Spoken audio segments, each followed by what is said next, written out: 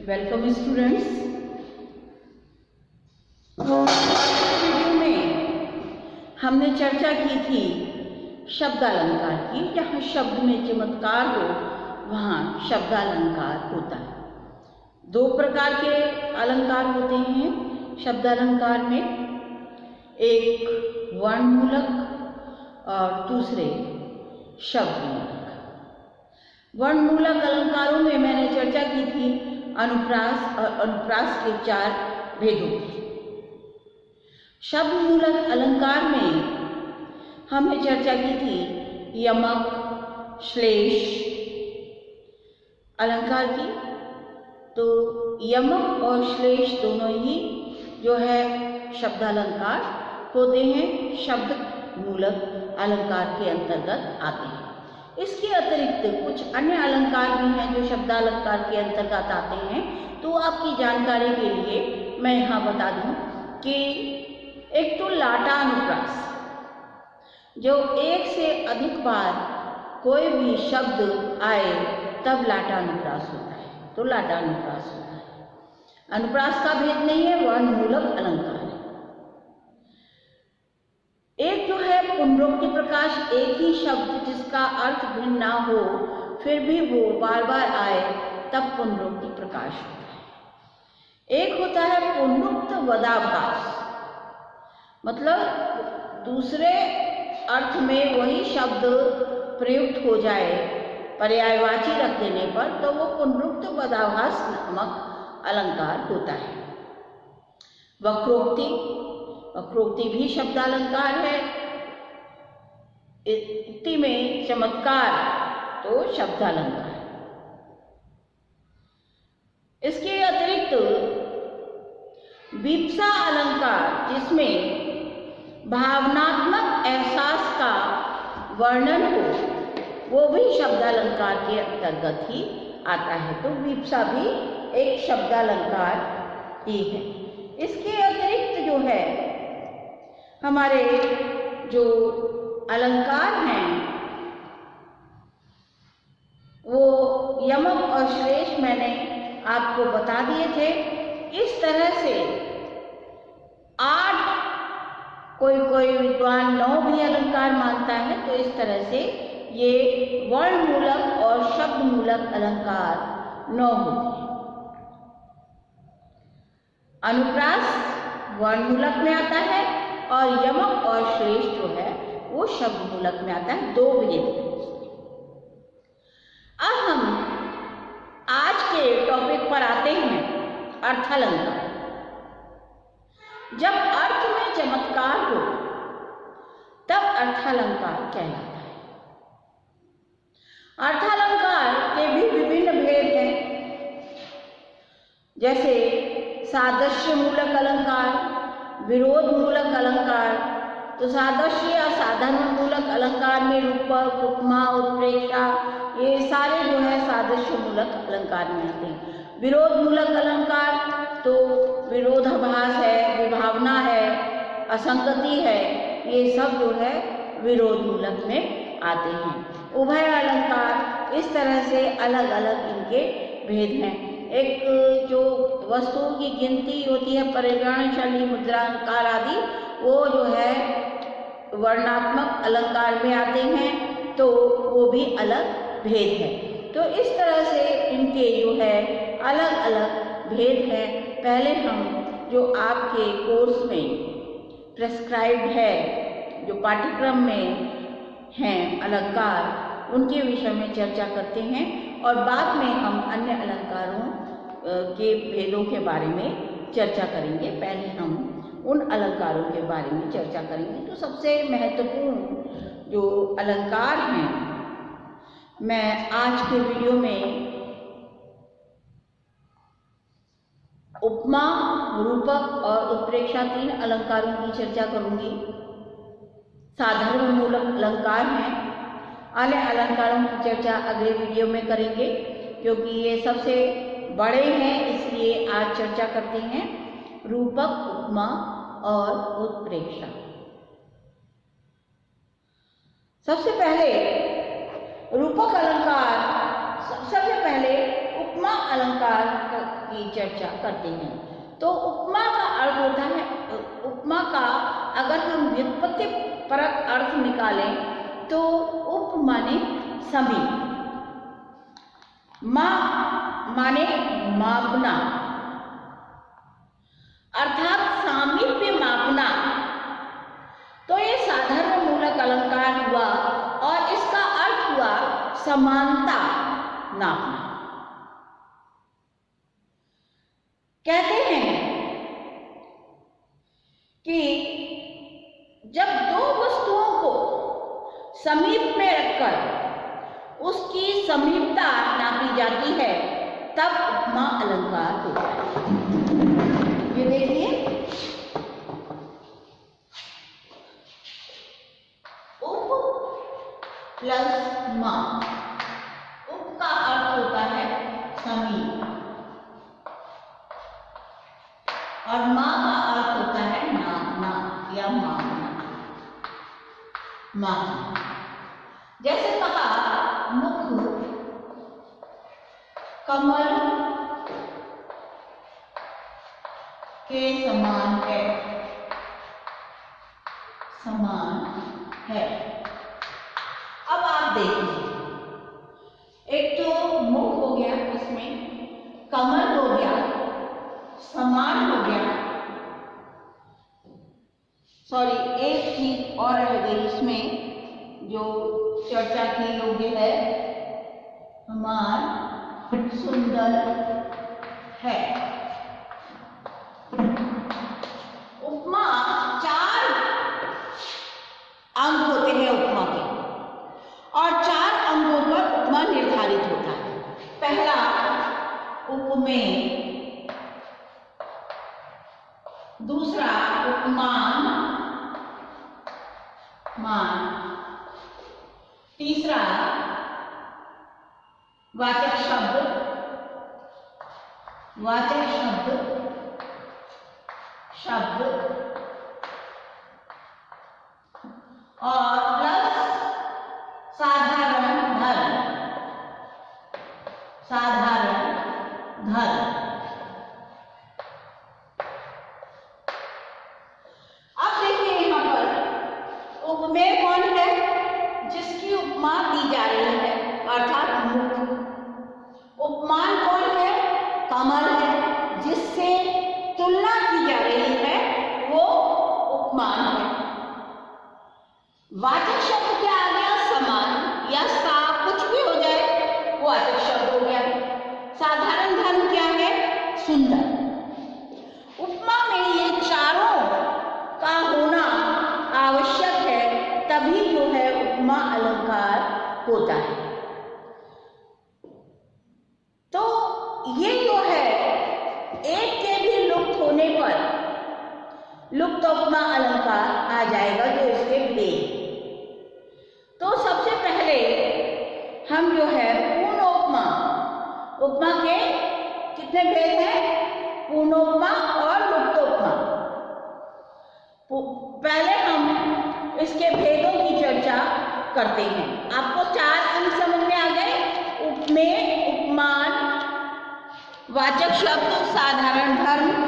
अब हम साधारण धर्म भी आपको समझ में आ गया। कमल जो है उपमान है जो अप्रस्तुत है, मुख क्या है? जो प्रस्तुत है, उपमेय है, और वाचक शब्द क्या है? जिससे तुलना की जा रही है, ऐसा शब्द, और साधारण धर्म सुंदर है। 3 इसके भेद होते हैं। उपमा के 3 भेद हैं। पूर्ण उपमा, लुप्त उपमा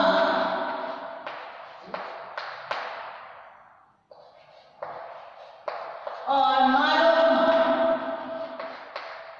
मालोपमा, ये 3 भेद उपमा के हुए। तीनों का हम अभी यहाँ पर चर्चा कर रहे हैं, तीनों की। तो लुप्त उपमा क्या है? पहले हम पूर्ण उपमा का उदाहरण लेंगे।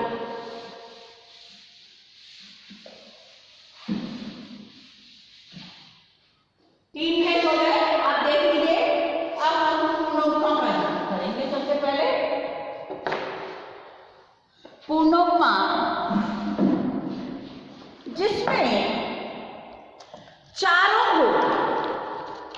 अर्थात उपमेय भी हो, उपमान भी हो, वाचक शब्द भी हो और साधारण धर्म भी हो, चारों हो वो पूर्णोपमा अलंकार कहलाता है।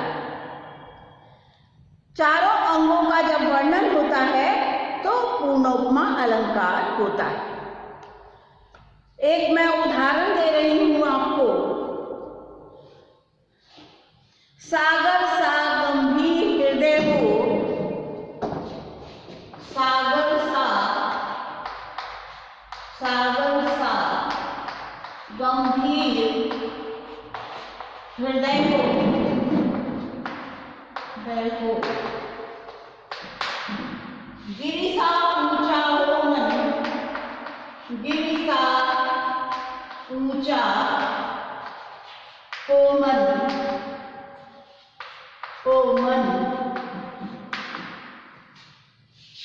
सागर सा गंभीर हृदय हो, गिरि सा ऊंचा हो मन, दिनकर सा हो नियमित जीवन, दिनकर सा हो नियमित जीवन,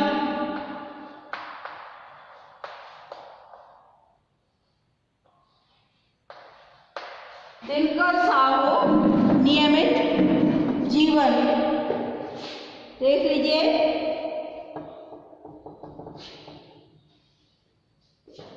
दिनकर सा हो, गिरि सा ऊंचा हो, सागर सा गंभीर हृदय हो, गिरि सा ऊंचा हो मन, दिनकर सा हो नियमित जीवन।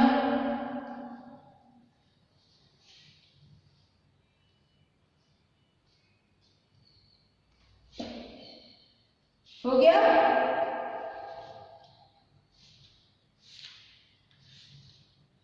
सागर सा गंभीर हृदय हो, गिरि सा ऊंचा हो मन, दिनकर सा हो नियमित जीवन। ध्रुव सा, सॉरी एक लाइन बीच में रह गई है। ध्रुव सा जिसका अटल लक्ष्य हो, ध्रुव सा जिसका, ध्रुव सा जिसका अटल लक्ष्य हो, अटल लक्ष्य हो, दिनकर सा हो, दिनकर सा हो नियमित जीवन।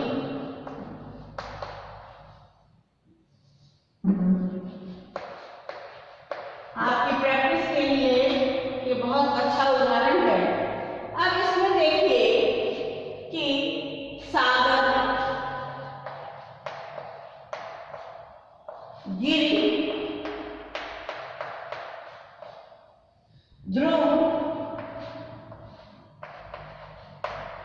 सागर, गिरि और ध्रुव, दिनकर, ये जो है चार जो है उपमान।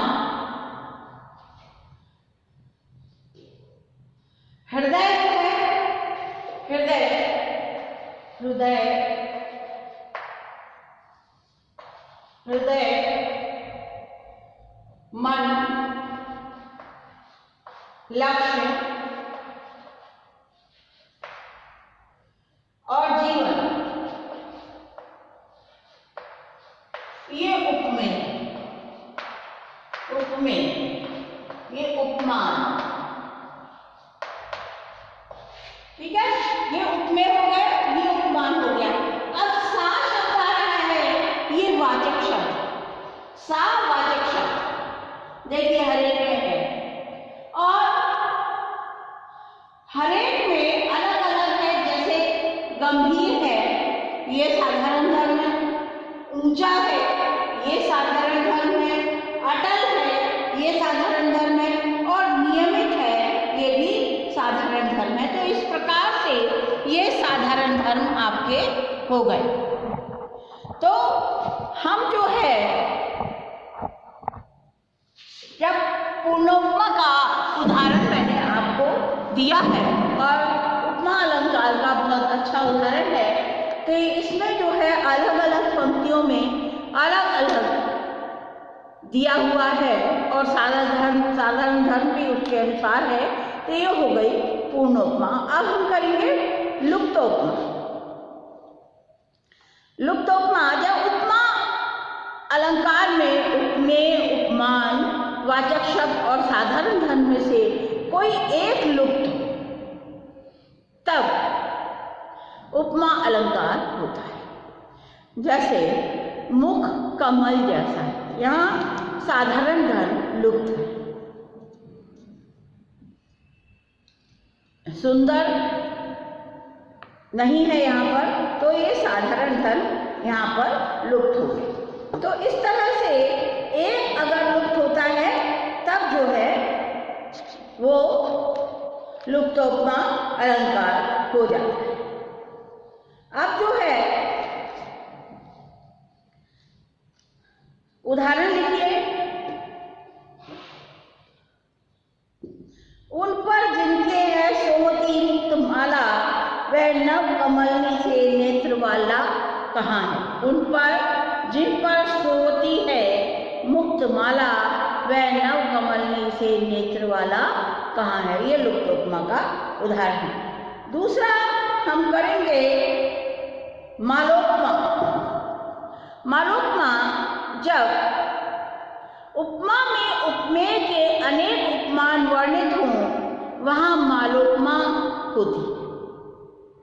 मालोपमा एक प्रकार का उपमा अलंकार ही है। अंतर इतना है कि उपमा में उपमान एक ही होता है और मालोपमा में अनेक उपमान होते हैं।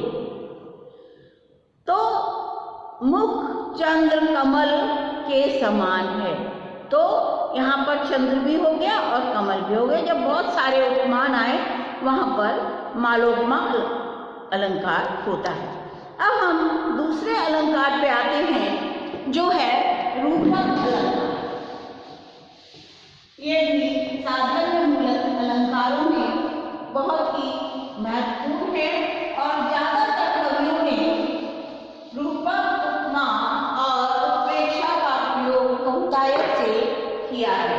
अब हम चित्र करेंगे रूपक। उपमेय और उपमान के बारे में तो आप समझ गए, जिससे उपमा की जाए और जिसकी उपमा दी जाए। रूपक अलंकार में, उपमा अलंकार में तो उपमेय को उपमान के समान बताया जाता है या उपमान को उपमेय के समान बताया जाता है, पर रूपक अलंकार में उपमेय पर उपमान का आरोप कर दिया जाता है। मतलब कि उपमेय को उपमान ही बता दिया जाता है, वहाँ रूपक अलंकार होता है। जब आरोप कर दिया जाए एक का दूसरे पर, तो वहाँ पर रूपक अलंकार होता है। कभी कभी तो उपमेय उपमान दोनों का कथन होता है और कभी कभी केवल जो है उपमान का ही कथन किया जाता है। तो ये जो है रूपक अलंकार होता है एक वस्तु पर दूसरी। मैं इसका उदाहरण, एक तो बहुत छोटा सा उदाहरण है, चरण सरोज पखारन लागा। चरण सरोज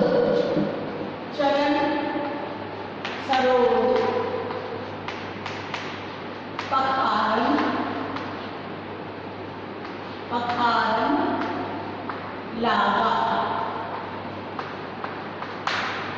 एक तो जो है ये चरणों के ऊपर कमल का आरोप है। चरणों के ऊपर कमल का आरोप। चरण तो हो गए उपमेय और सरोज हो गया, कमल हो गया उपमान। तो ये चरणों के ऊपर सरोज का, कमल का आरोप है। दूसरा, उदयगिरी मंच पर, उदयगिरी मंच पर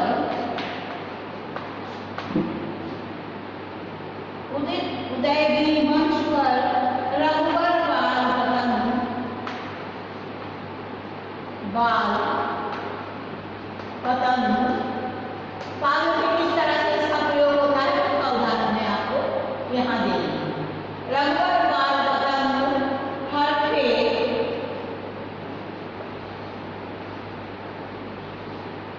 ये सब संत जन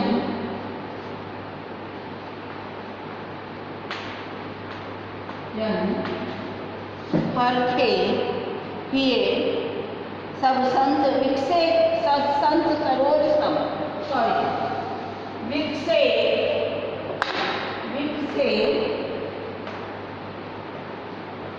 संत सरोज सम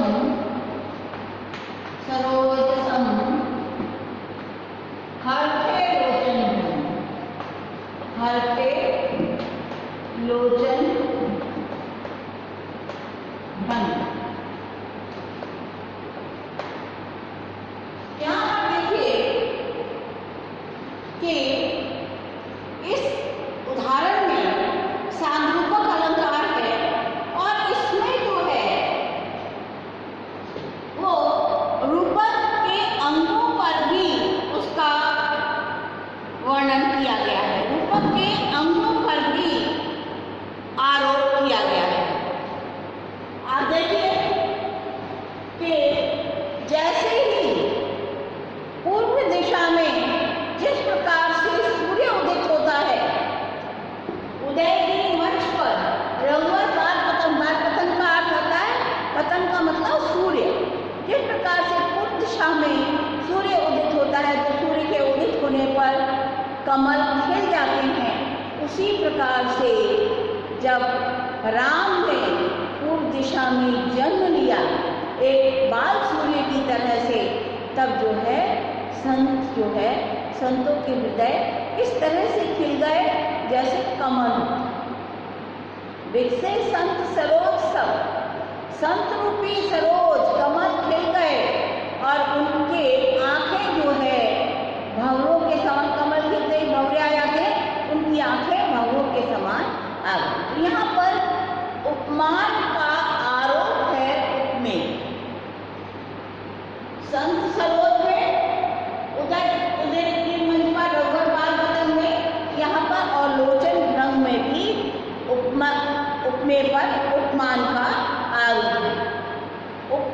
इसके तीन भेद होते हैं रूपक अलंकार के। एक होता है सांरूपक अलंकार, सांरूपक।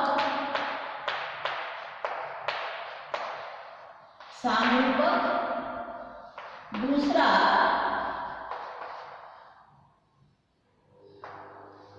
निरंरूपक रूपक और तीसरा है पारंपरिक रूपक।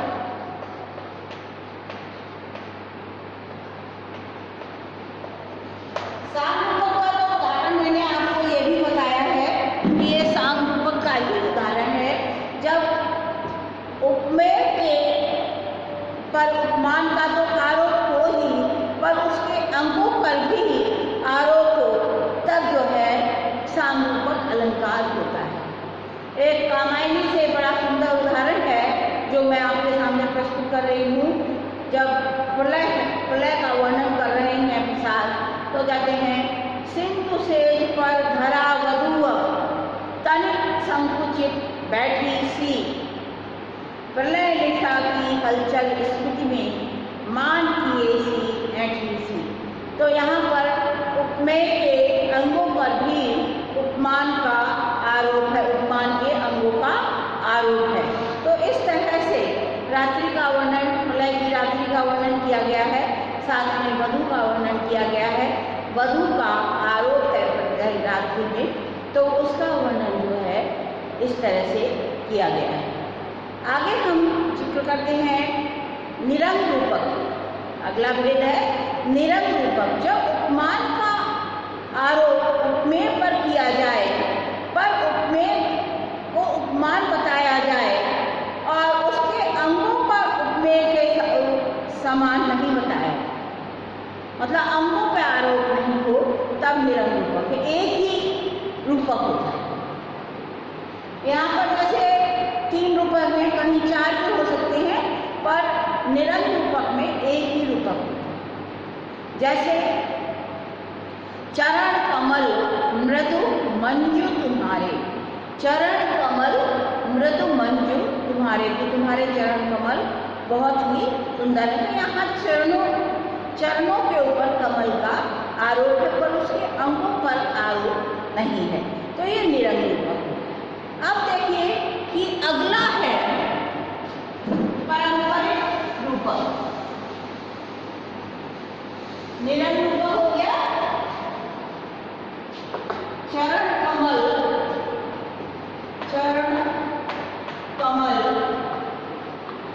मृदु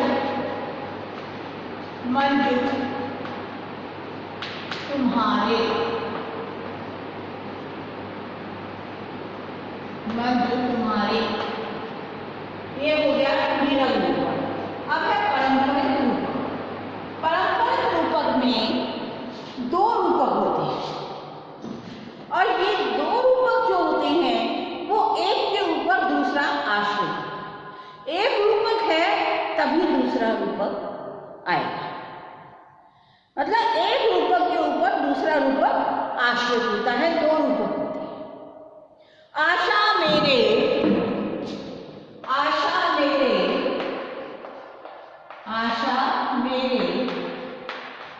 हृदय मरुति की मंजू मंदाकिनी की है। आशा मेरे हृदय मरुति मंजू मंदाकिनी। अब यहाँ पर देखिए कि जब हृदय मरुस्थल है तभी जो है आशा जो है मंदाकिनी होगी। अगर हृदय मरुस्थल नहीं होता तो आशा मंदाकिनी नहीं होती। तो ये जो है एक दूसरे के ऊपर निर्भर है, ये पारंपरिक रूपक है। तो अब जो है हमारा हो गया तीसरा अलंकार, बहुत ही इम्पॉर्टेंट है, वो भी साधारण मूलक अलंकारों में, और वो है उत्प्रेक्षा। उत्प्रेक्षा अलंकार। ये लगभग तीनों अलंकार जो है वो एक से हैं, जो कि साधारण मूलक है और उपमेय उपमान की बात कही जाती है। और इन तीनों में मैं अंतर आपको बता रही हूँ। एक में तो समान बताया जाता है, दूसरे एक में समानता वर्णन की गई, दूसरे में उत्प्रेक्षा। एक में समानता वर्णित की गई, दूसरे में आरोप किया गया। अब यहां पर क्या है, एक वस्तु को जब दूसरी वस्तु मान लिया जाए, बिल्कुल उस जैसे नहीं बताया जा रहा है, ना ही आरोपित किया जा रहा है, हो सकता है संभावना व्यक्त की जा रही है।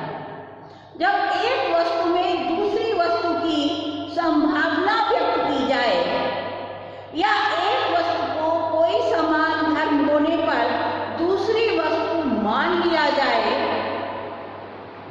तब ये अलंकार उत्प्रेक्षा अलंकार होता है।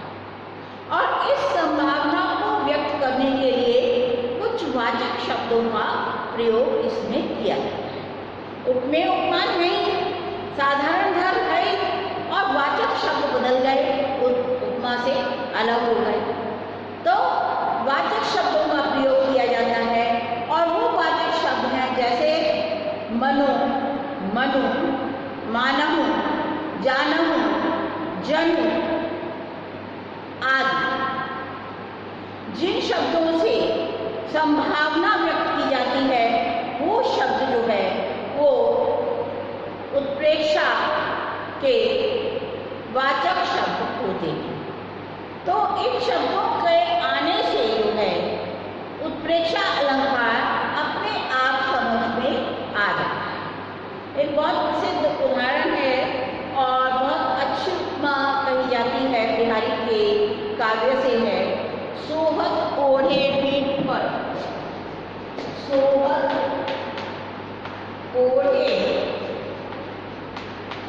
ओढ़े पीत पट सोहत ओढ़े पीत पट श्याम सलोने का श्याम सलोने में गा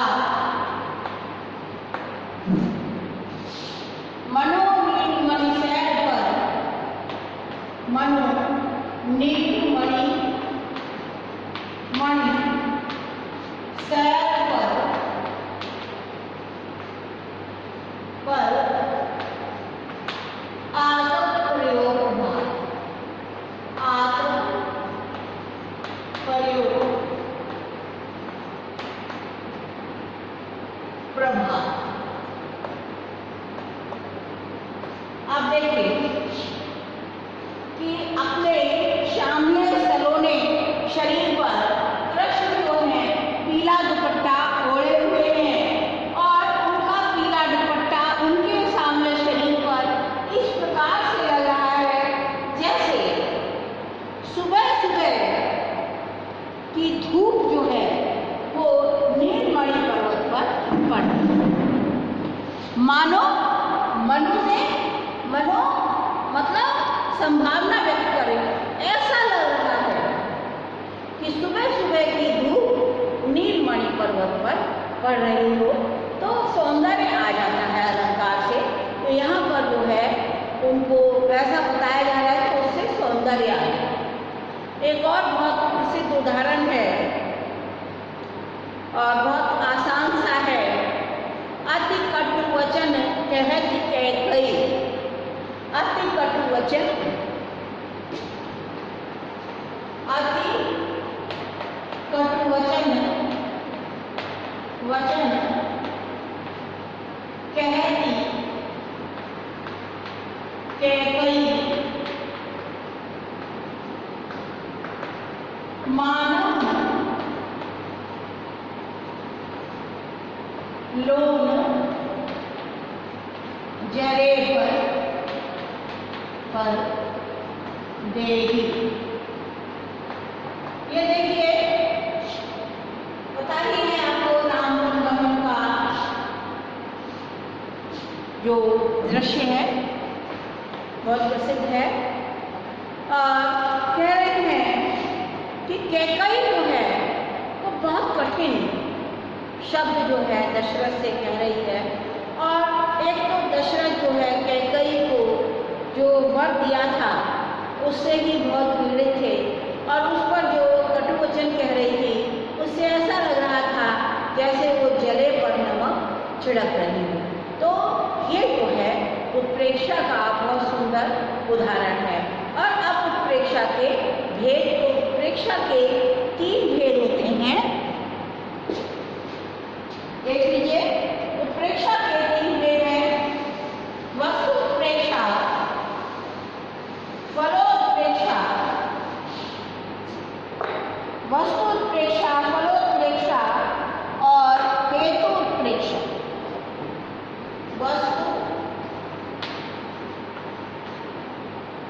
प्रेक्षा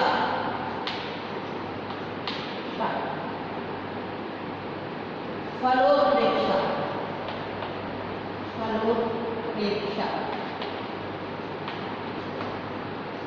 फलोत्प्रेक्षा और तीसरा है हेतुप्रेक्षा।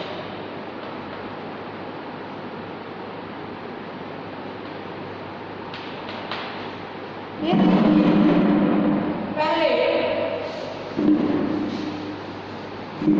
जब वस्तु में दूसरी वस्तु की संभावना की जाए तब वस्तु उत्प्रेक्षा अलंकार होता है।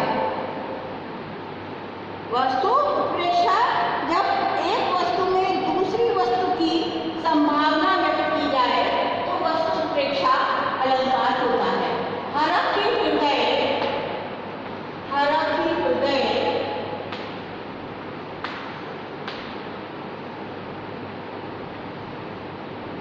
हरखि हृदय कौशलपुर आई,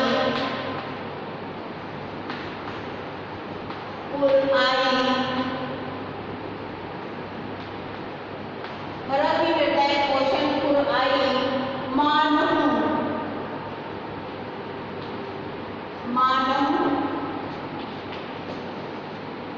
जनुग्रह दशा,